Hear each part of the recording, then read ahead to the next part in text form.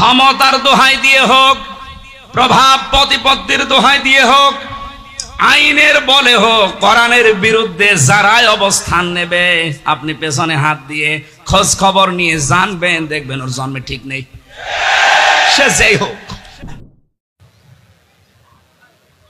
আরে ভাইয়া, আমি তো জানি বাস্তবতা কি বলে কি। কেবল 3 বছর পরে আসলাম, আমি আবার